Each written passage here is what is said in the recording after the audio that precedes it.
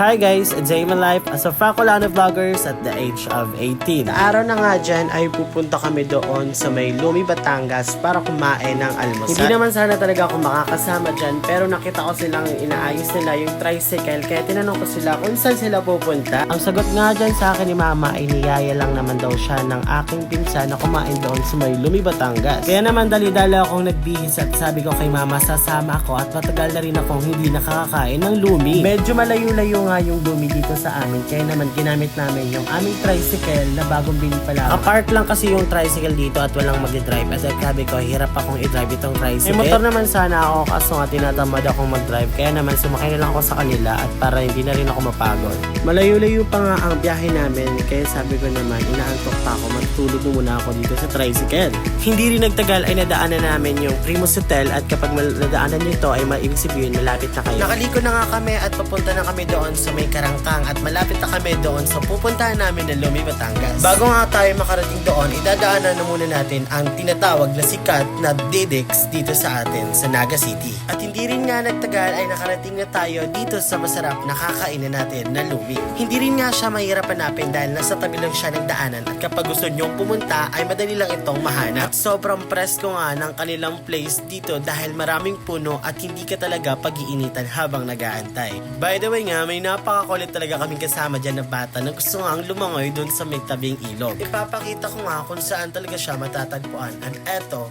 welcome to Barangay Karangkang, Magaraw. Kaya naman tara, samahan nyo kaming tikman kung gaano ba talaga kasarap ang Lumi dito. Ang una ko nga dyan tinikman ay yung tinatawag nilang kalamay na talagang sobrang sarap, hindi mo makakalimutan yung lasa niya. Nakikipag-agawan pa nga dyan sa akin yung bata dahil gusto nyo nga rin tikman yung kalamay na sinasabi kong masarap. Medyo matagal lang nga yung pag-serve nila dito dahil bago luto talaga yung ibibigay nila sa inyo.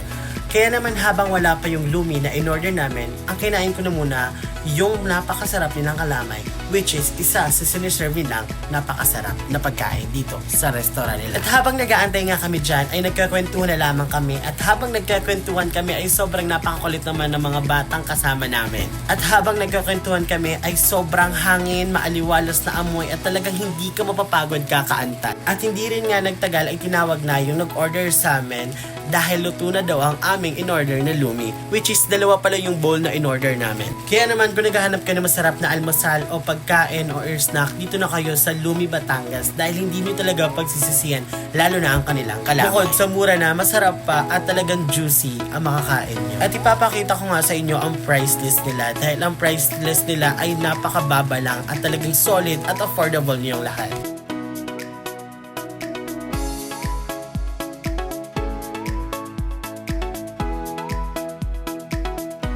Kaya naman hindi na tayo nagpahuli kaya kumuha na ako ng mangko at sabi ko gutom na ako. Mapapansin nyo nga na dyan na gutom na talaga ako at sobrang higop ko ng sabaw dyan. Bali nakaapat nga ako dyan ng bowl na pagkain dahil sobrang sarap at talagang hindi madaling makasaw. At habang kumakain kami dyan ay napakakulit naman ang kasama namin bata dahil gusto niya daw maligo dun sa tabing ilog. Pinas forward ko na lang nga dyan yung video dahil sabi ko sobrang haba at hindi kakayanin ng boses ko mag voice over. Kaya kung makikita nyo ako sobrang pawis pagkatapos ko dahil sobrang sarap. Kaya hanggang dito na lang. Bye-bye!